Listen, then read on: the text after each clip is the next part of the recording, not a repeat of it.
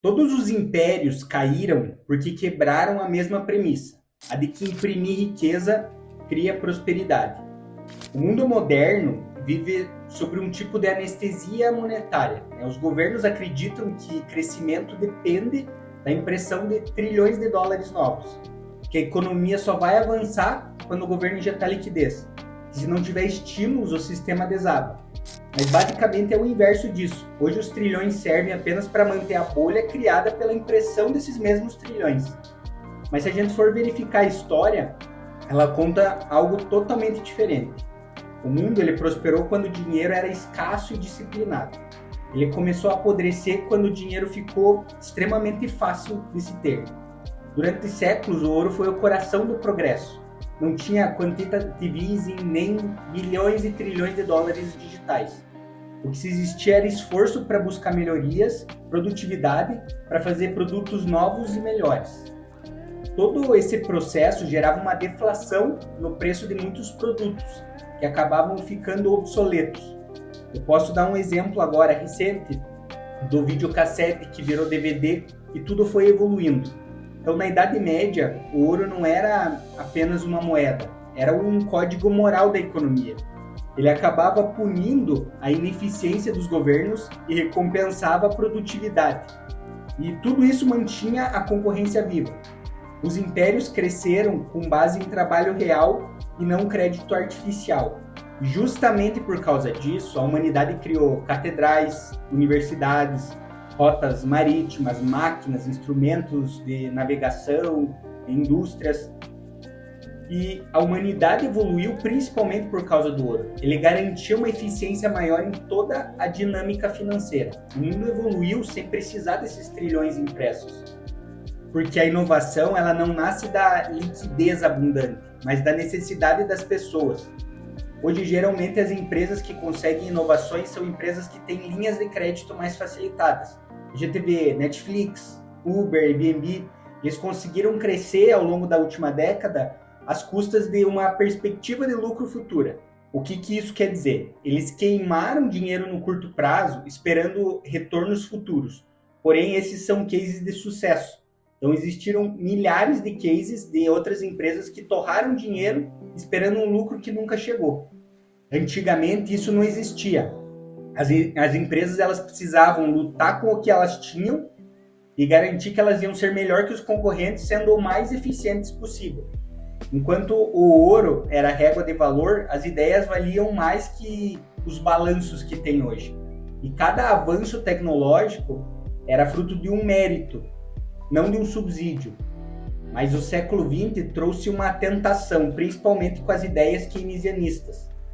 Porque você não poderia simplesmente crescer sem limite, gastar sem culpa, viver como se a conta nunca fosse chegar. Em 1971, os Estados Unidos abandonou o ouro e o dólar se libertou dessa escassez. E o mundo inteiro se libertou da disciplina financeira. De lá para cá, o PIB global se multiplicou, mas o poder de compra das moedas derreteu. A riqueza real se tornou uma miragem. Os números subindo em gráficos representavam nada mais do que dívidas, não produção ou produtividade. As inovações deixaram de nascer do desafio e passaram a nascer do crédito. O capital fácil criou essas empresas zumbis, bancos que o tempo inteiro precisavam ser resgatados e governos que não eram capazes de cortar um único gasto. O dinheiro barato ele acabou destruindo a meritocracia, que quando o custo do capital é quase zero, tudo parece funcionar.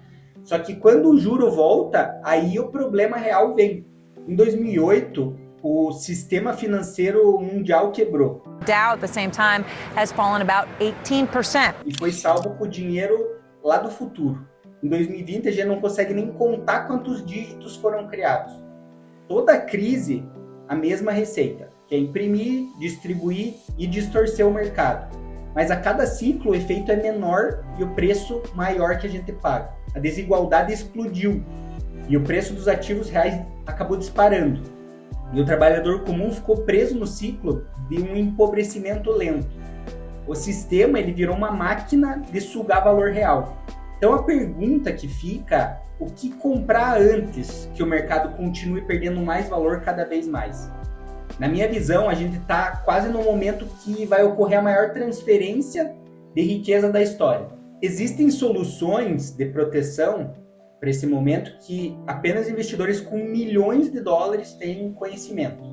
Nos últimos 15 anos, para você ter uma ideia, o dólar perdeu quase 75% do seu valor em relação ao ouro e o Bitcoin 99%. Em 2010, uma onça de ouro custava $1.100, hoje 4.200. Eu não vou levar em conta a subida do Bitcoin porque seria absurdo, mas em 2010 um Bitcoin era 5 centavos e hoje mais de 100 mil. Hoje a gente vive na era da ilusão contábil. As bolsas sobem porque os juros caem e os juros caem porque o medo aumenta. Mas o que ninguém quer admitir é que o crescimento atual ele não é fruto de inovações, sim de endividamento. O PIB sobe, mas junto com ele a dívida dos países. A renda média aumenta, mas o custo de vida dispara.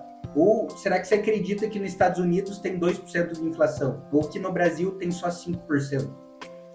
O mundo até parece rico, mas ele está exausto. E é nisso que a gente precisa aproveitar para ganhar dinheiro nesse momento. E como que a gente faz isso? O que a gente precisa comprar nesse momento para ganhar? Primeiro, o que eu queria dizer é que as crises podem destruir riquezas, mas no longo prazo elas servem justamente para transferir e não para destruir elas. Se a gente pegar um gráfico secular desde 1929, a gente vê um movimento sempre de alta, com grandes quedas, mas a tendência sempre é de evolução e alta. Durante o último século inteiro, esses movimentos de crise serviram para ir transferindo aos poucos a riqueza dos mais impacientes e desesperados para aqueles que jogam o jogo do longo prazo e são pacientes. Alguns investidores se aproveitam também desse momento de crise para ganhar dinheiro efetivamente com a queda do mercado. Por quê? Porque as quedas, elas sempre vêm com um pânico junto. E muitas vezes cai em 1 ou 2 semanas o que se levou 4 ou 5 anos para subir. Esses momentos de volatilidade extrema, com o mercado puramente direcional, são oportunidades para multiplicar o capital.